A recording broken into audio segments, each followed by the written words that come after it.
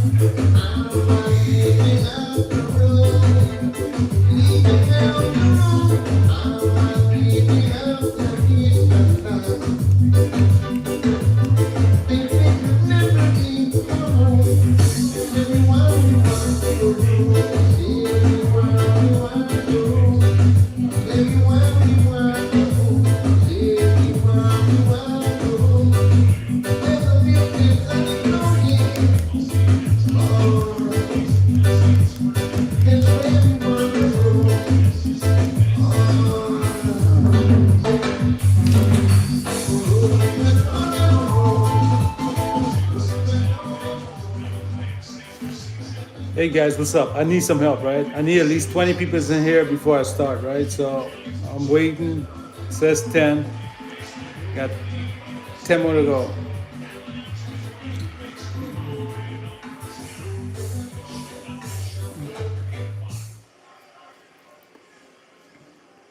So let me give you guys an insight real quick. So something happened 8 months ago that changed my life completely and have me looking at life on a different perspective.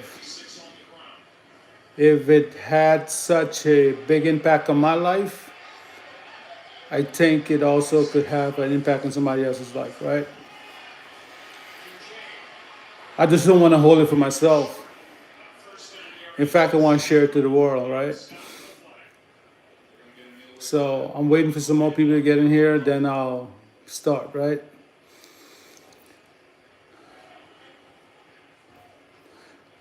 Danielle, Wayne, Way Squad, how you guys doing? After replay assistance, we've determined that there is no foul claim for penalty for man downfield.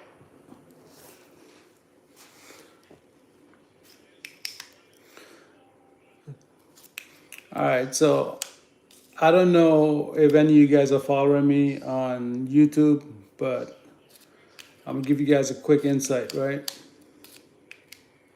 But 8 months ago, something happened that turned everything around for me. I'm not a religious person. I used to be. I used to carry Bibles in the interior of Guyana by the barrels. got up on stage and held this book up and said, "This is the only truth. There's no other truth, in this world, right?" So this was the only truth.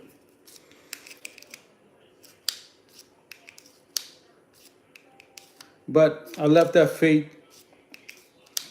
I think around 2014, I left it alone and start doing my own investigation, like research and so on. And today, I consider myself a realist. When I say realist, I mean like a person that thinks a lot. But there's something in that book that I held on to that I carry with me since 2014, like everywhere I go, because I could see that part of the book everywhere in the world. So I live in Maryland. I could see Maryland and California. I could see California and Maryland. The only difference is the way people might speak, their accent, and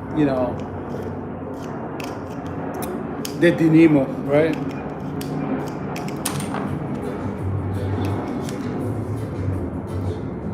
So one day I came home from work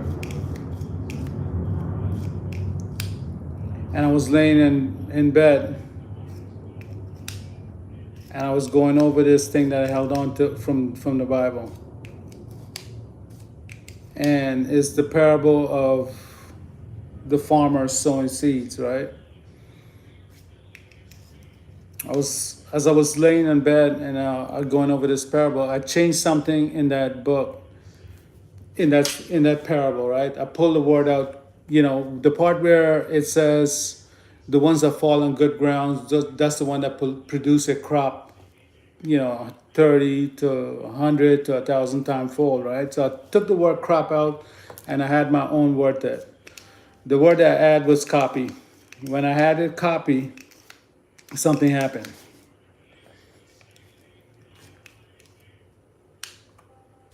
I got up and I asked myself, please don't tell me I'm a manifestation of somebody else's idea. Meaning that every choice that I made in my life was based on things that I was taught.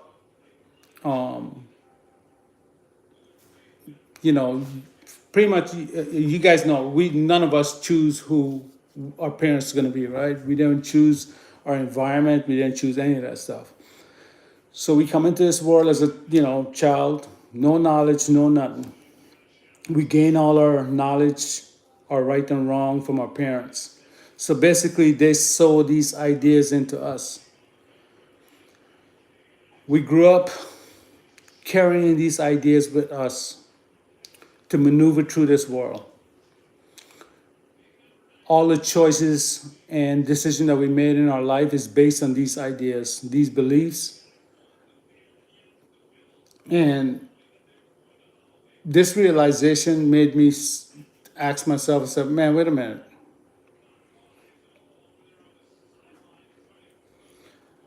I'm pretty much a manifestation of ideas passed down to me.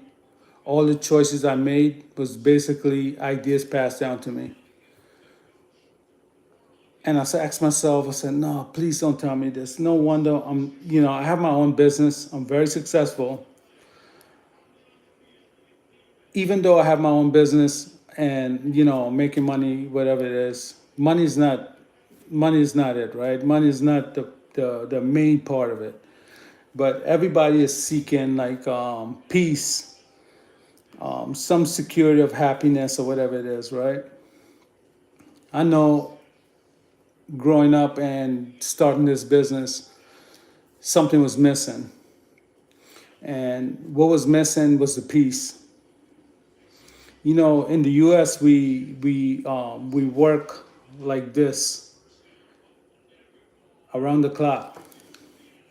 Wake up, do the same thing every single day, and not enjoying this life, not living this life to the fullest. When I had this realization, I said, man, I'm okay. One, I'm a manifestation of somebody else's idea, which is my parents, which is my environment. These ideas passed down to me. I grew up believing to the core of my heart this was my choices that I was making, but it was not. When I had the realization, I said, okay, what do I really want to do in life? What am I missing? And come to find out, the biggest thing I was missing is the peace. Having a business is not like everybody might think it's like, peaches and cream when it's really not. It's so much that's behind that, right? It's no different from somebody that's working like, a 9 to 5 or whatever it is. But I was missing something, and that was the peace. I was not getting the peace. I was not living life the way I was meant to live life. So throughout the years, I was collecting digital equipments like drones, cameras, and brand spanking new. I never used them. So I'll keep them in my room. I have relatives that say, man, why you keep buying these things? And I could never answer the question. I could never answer the question. But they're said they're brand spanking new. So after I had the realization, I asked myself, man, what the heck? If I'm a manifestation of somebody else's idea and I don't want to be part of that no more, what did I want to do? And the first thing that came to my mind is I always wanted to travel and see this world.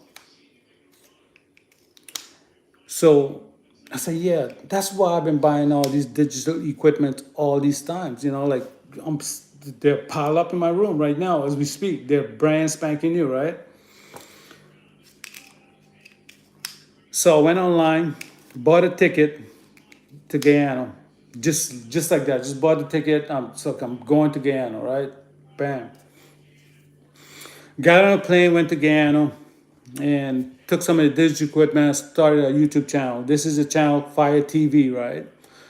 The message behind Fire TV is we don't have to continue living life in this cycle.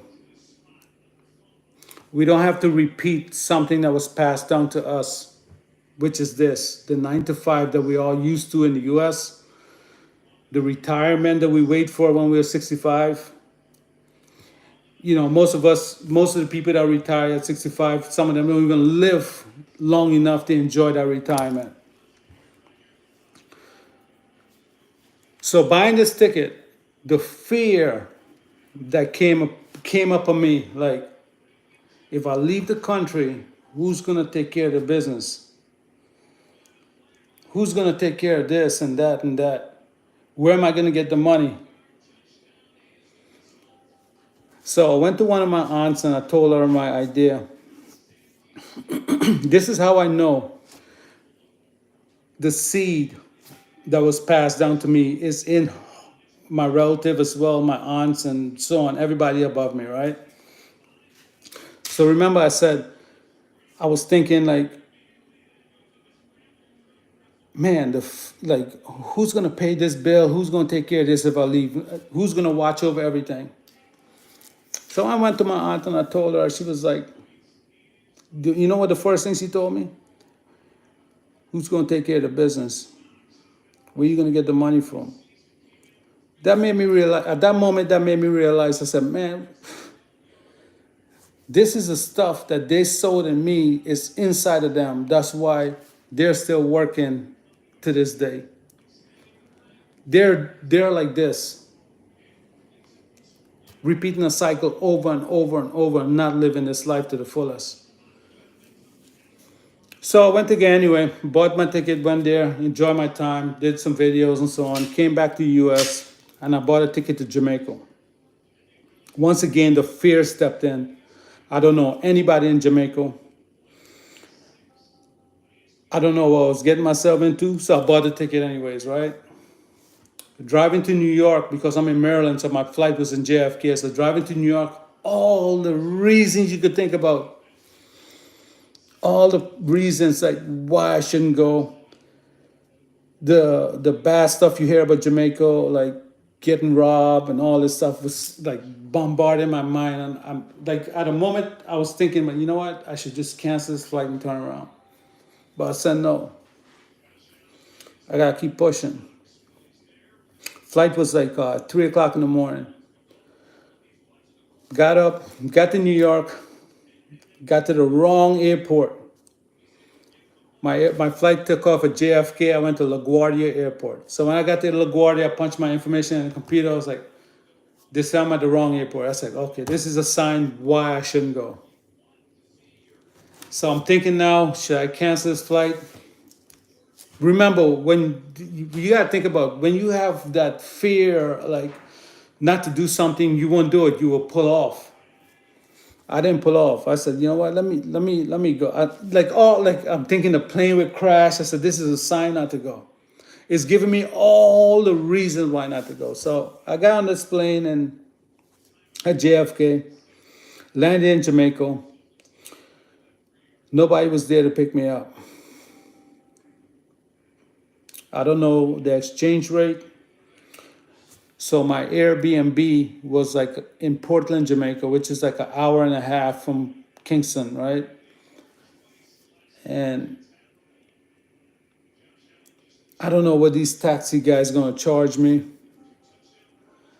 So I'm pretty much blind in Jamaica. I don't know anything was going on in Jamaica. So anyway, I met some of the nicest taxi guys, and they picked me. They took me around. They took me around the whole of Kingston. They took me to Bob Marley's house. Went in there. Finally, the price that they were going to charge me from Kingston to Portland was $300 US. So I didn't know what the regular price is, so I just went with it. All right. So anyway, we got to Portland. So the taxi driver slowed down and he stopped and he said, "Hey man, look, I don't like robbing people. Just give me $170." The thing about it, I was happy that he was honest, and him being honest, I said, you know what, it's no big deal, man. So I give him the money, right? I give him the $300. He made sure I got into my Airbnb. He made sure, like my check-in was like I think at 1 o'clock. I got there at 12, so I had to wait outside for like an hour, right? But he made sure everything was good. Got to my Airbnb. I sat outside. Don't know anybody. I'm just sitting out there looking around. Don't know anything was going on. I asked myself, what the hell did I get myself into? Don't know anybody here. So 1 o'clock came, went in my Airbnb, sat down, and called my son. Now this is very powerful right here. So I called my son. I said, Nick, my son's name is Nick. So I said, look, I got over that fear. That fear that we don't want to get over. That stop us from leaving our comfort zone. The fear that keeps us in this security that we might call security. When in reality, stepping out over that fear, that boundary line, could open a whole new perspective on life. So I told my son I got over that fear. Now I feel I can go anywhere in this world just by getting over that fear. That fear that everybody told me, the stuff that we see on TV, the stuff we hear about Jamaica, all this bad stuff, you're getting robbed. I got over that. So here and now, I'm in my Airbnb. I called my host and I asked her, look, do you have anybody that can take me around? I'll pay them. No big deal. So she said she don't know anybody, so I'll send somebody, she said, right? 8 o'clock, 9 o'clock at night, somebody's knocking on my door. No, I'm a stranger or a visitor in Jamaica. And all the things you hear about Jamaica, you're like, what the heck? So now somebody's knocking on my door at 8, 9 o'clock at night. I'm like, who who the heck is knocking on my door this time of night? So I'm kind of nervous now, right? So I peeped through the window. I saw a tall dude standing at the door knocking. I said, man, I don't know him. I opened the door. Come to find out, the lady that I called from the Airbnb, she sent her dad. We talked for a few minutes. Come to find out, he's a police officer. Meeting, his name is Garfield. Meeting Garfield was, I'm a realist. I'm not a religious person, so I'm gonna say this word that most people might recognize, was like a godsend. This man took me everywhere in Jamaica. Took me to meet some people.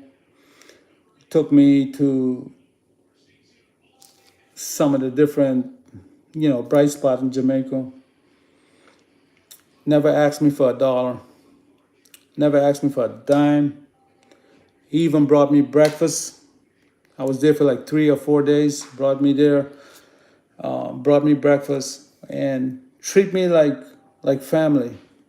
Something I will never forget in my life. Being in the U.S. here in Maryland, I don't get that kind of treatment. A lot of people say that's because he know you was from the U.S., you might got money or whatever, whatever. No, that was not the case. My goal to Jamaica was to meet somebody that I looked up to a lot, that kind of nurture a seed that was sown in me many years ago, brought it back to life. And that guy name is Color Smith. And he has a channel named Color Smith TV. Watched him for years when he first started. And every time I called Colors, it was always something coming up. He just got back. We didn't get to meet. So Garfield made sure I got to see Color Smith. Met Color Smith. We did a little video, take whatever it is. But my point of my story is, for all of this, what I'm saying to you guys, right? In this life, we love things. We love people. It could be family, it could be friends. It could even be something like this. These are the things that's holding us back in life. You as a person got to realize what's holding you back. If I didn't change that word in that parable from crop to copy, I would have never seen this. Today in my life, I start letting go of family members. I start letting go of friends. Because I realize I'm not going to let that carry me for the next 10 plus years. 8 months ago is what's carrying me now. From 8 months ago, this is what's going to take me on this new path. From 0 to 46 years, I'm not letting that take me for another 10 years. So if you're like, say 30, in your 30s or 40s, whatever it is, you got to remember, what brought you from 0 to whatever age you are right now is still carrying you. You will realize this once you will realize this when you have a big idea, somewhere you want to go, or some inspiration that you have within you. You will hear it. When you share this information with anybody, like you share your ideas, you will hear all the dumb talk or why you shouldn't do it. Those are the people you need to really let go. And unfortunately, it could be the ones that you friggin' love. Could be wife, family, uncle, aunties, whatever it is. It could be those that you really love. And the hardest thing is to let them go. I've let them go. Because what matters now is my peace. That matters more to me than anything else. If I didn't change that word to copy, if you guys go read that parable, right? I think it's in Matthews and John, whatever it is, right? The parable of the sower. And you get to the part where the farmer that sows the seed. You got to remember when Jesus was sitting there and he was sharing this message with them, he didn't give them anything physical. He didn't give them no food. He didn't give them anything. All he shared was words. And he knew that the 12 disciples that sat around him and listened to him loved him. And he was able to sow this. That's why today we could see the Christianity all over the world today. Not just Christianity, we could see Hindu, we could see Muslim, we could see all that all over the world today. You think about Bob Marley, for example. I always bring this up. So there's a lot of stuff that comes up when it comes to Bob Marley, how he died, why he died, right? But the main thing that everybody know that it was some sort of cancer that killed him, right? But his doctor told him he could still be alive, but he just had to amputate his foot, right? But you choose not to. And I always ask people, what really killed Bob Marley? They would say cancer, they would say the CIA, they would say a whole bunch of other stuff that killed him, right? But you know what I say killed him? His belief. His belief is what killed him. So how much of us is living today right now with a belief that's killing us or slowing us down or not letting us live this life to the fullest? You got to remember these ideas was passed down to us. These beliefs that we accept as hard truth today was passed down to us. And we're living with it as hard truth and our belief. And we're going through life and all our choices are based on these beliefs. So Christianity was passed down to me. I was a dedicated Christian at one time. I wanted to be like the character Paul in the Bible. So that was passed on. To me, at that time, I felt like this was my truth. This was my, and not realizing this was something that was sold into me. Because remember, you as a child, you adapt these beliefs. You adapt it, and you don't even know because you're a child, you're not able to filter it out. You're not able to filter out what's right and wrong. You get the right and wrong from your parents, your environment, your society, your schooling, whatever it is. You get those ideas from them.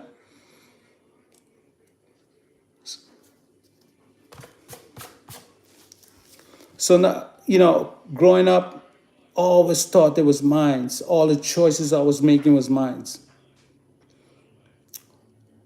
This parable changed my life, made me realize that I just adapt somebody else's idea. And I was living my life with these ideas, believing it was mine, when in actuality it was never mine. It was never mine. It hurt my heart, I can't blame my parents, I can't blame my aunts and uncles and so on because they don't know any better. What if you were born into a family that lacks so much knowledge, right? So you got to think. You got parents that went to Harvard, you got parents that went to like some of the prestigious school or brilliant people. You born into that family. Your life is going to be so much different born in with somebody that didn't even get a chance to finish high school. So they're going to try their best to make you go to school and, get to a higher level of education. But it's hard when you're loving somebody that lack the knowledge You look up to this person when they lack the knowledge. So you're going to become who you love. I always thought, I always thought, I always thought that the saying where, let me see your friends and I'll be able to tell who you are. I always thought that was bullcrap. But today, that makes perfect sense. You attract who you are. You'll know when you're changing, when people start walking out your life, when people start disappearing.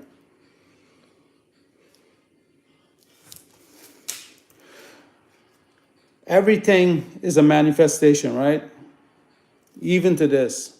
This is my hardest thing right now to get rid of.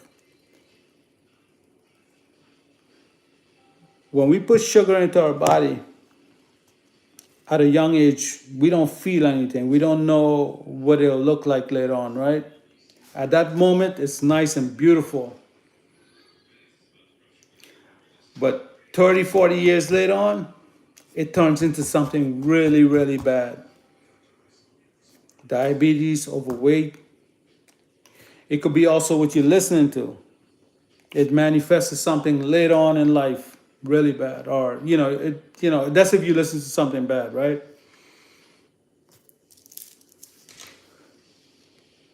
My thing is that whatever you love in life, that's what you're going to become. Whoever you love in life, that's what you're going to become. And you can look at yourself. Actually, you know what you got to do? You got to stand in front of the mirror. This is what I do, right? You stand in front of the mirror and look at yourself. I'm 47 now, right? Before 47, when I was 46, I could stand in front of the mirror and say, damn, this is me at 46, looking at myself. This is a reflection of my past. Meaning, all the choices I made, all the belief that I adapted, this is a reflection of it. Now what I'm doing, I could look in the mirror now and say, damn, this is a reflection of 8 months ago when the enlightenment happened.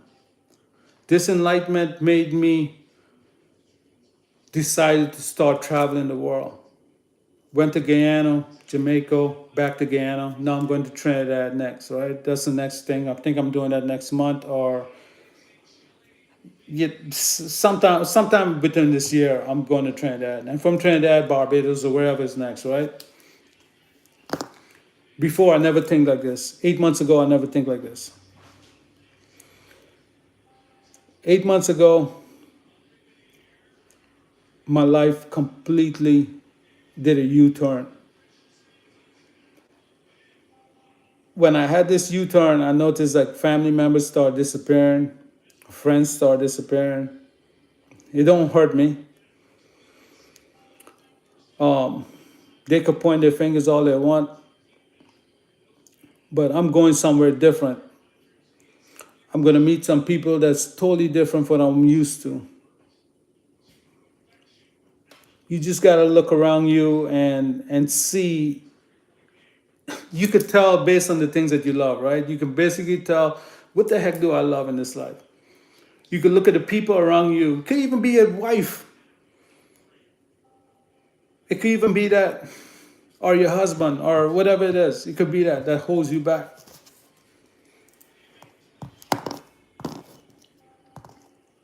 Everything is a manifestation. Every single thing. Even to look at this. Back in the days, this used to be just like a piece of paper you put tobacco in and you smoke it, right? Then it got to cigarettes and tobacco. And now today in the 21st century, it's friggin' electric. Everything is a manifestation. Every single thing.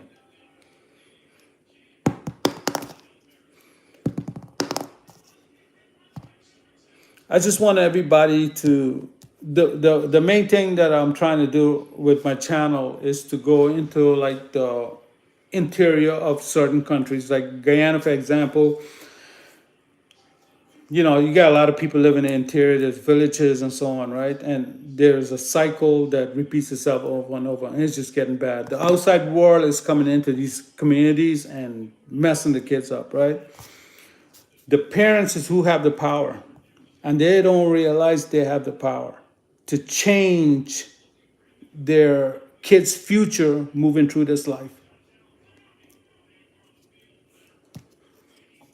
So my goal is to gain an audience. I'm not here to make money off of YouTube, TikTok, or whatever it is. Remember, I said I have a business. Business is very successful, right? Like I'm not a person that like to show myself or even doing what I'm doing right now, like talking on this live, whatever it is. I'm not that type of person at all. But 8 months ago, was never like this.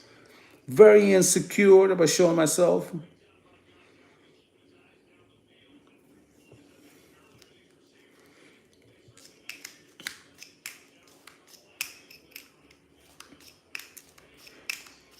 Thanks, Johnson. I see you be, commenting on my video. I really appreciate you, man.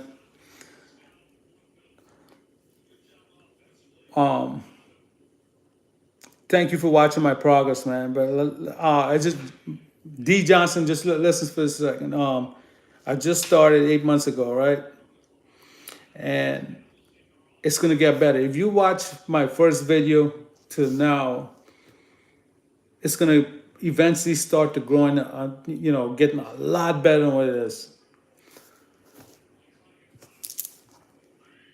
So I really appreciate you. Thank you so much. Hey, do me a favor. Send me a size of your what T-shirt you wear. I got a T-shirt for you guys that that subscribe to my channel, man. I'll try to send some T-shirt out to you guys. I just don't know if you could send me a message, a private message, your size or whatever, address and all that good stuff. I'll send you a T-shirt.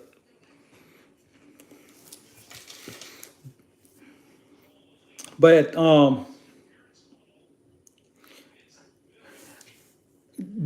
I just want to share my journey with everybody. I was a person back in the days, like 8 months before 8 months ago. I was a person that just worked nonstop. Like all I think about is working. Every day I wake up is work. If I could work 7 days a week, I would work. There's nothing wrong with working, but just don't forget to live this life. So when you reach to like 70, 80 years, you're not laying in your bed and saying, oh my gosh, all I did was work for what? What the? For what? You never got to see the world. Imagine some people that work like 40 hours a week, sometime overtime, and all they did that for all their life, go on a little vacation to wherever state in the States or island they went to for like a couple of days and then come back and back to the same thing. You give 40 hours a week to a company, just like I did to my own company. I give all my time to my company, all my time. And I forgot to live this life. Totally forgot about it.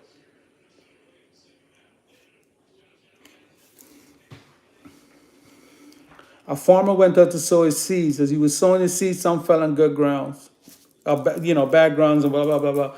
But the ones that fell on good grounds, those are the ones that produce a crop 30, 60 times to 1,000 times fold. Take the word crop out and add copy. When you listen to that parable, it's words that's being taught to the disciple, that's being sent to the disciple's heart. He was literally sowing these words into it. So think about you as a kid. Remember, the disciples actually loved this man. I'm an atheist or a realist, right? I don't believe in, I don't accept Christianity for it, but do accept that parable for what it is, right? But you got to really think. Those disciples loved him. And he was able to sow the word of God into them. Not by giving them anything physical, but giving them the words that comes out of his mouth into their heart. So you as a child coming up, we loved our parents. So they're sowing their ideas into us. They're sowing their belief into us. And we accept it as hard truth moving through this life.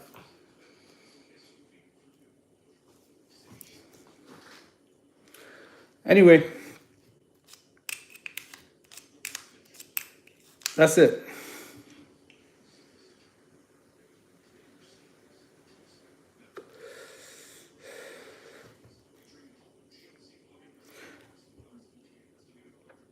Manifestation right in front of your eyes.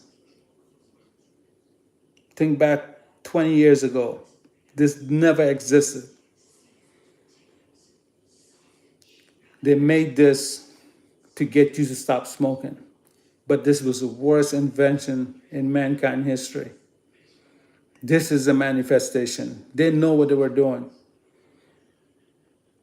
They knew exactly what they were doing. No, it's not, man. They knew exactly what you were doing, what they were doing, right?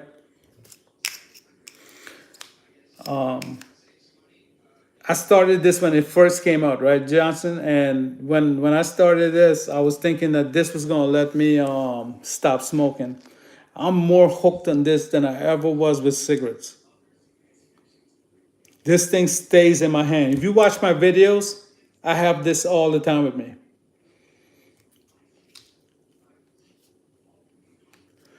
I'm trying my best to let this shit go, man. Sorry to curse, but I gotta let this crap go because I don't know what this is gonna look like for the next 10 years. What my lungs gonna be like in the next 10 years. You gotta think about the stuff we watch over and over and over. I watch Colin Smith, right? I watched Colin Smith over and over for years. And look, I'm doing the same exact thing because, not saying I'm doing the same exact thing because before Colin Smith, I was in Guyana like in 2010 and I was doing videos back in with the old phones and stuff like that, right? But I never really pushed it on YouTube or anything. I still have those old videos. But living in the US stifles a lot of people's ideas, man.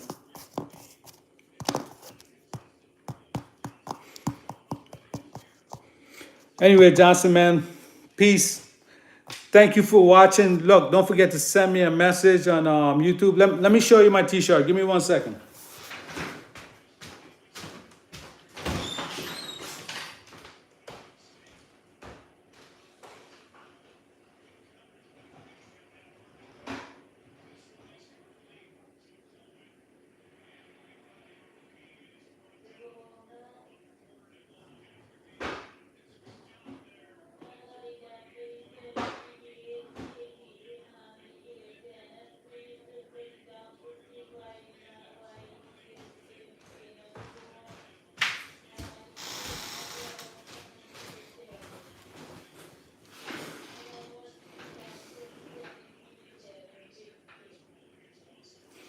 Mine's on the front too, man. Look. So look, send me a message, and I'll send one of these t-shirts for you, man. Thanks for sticking around. Later.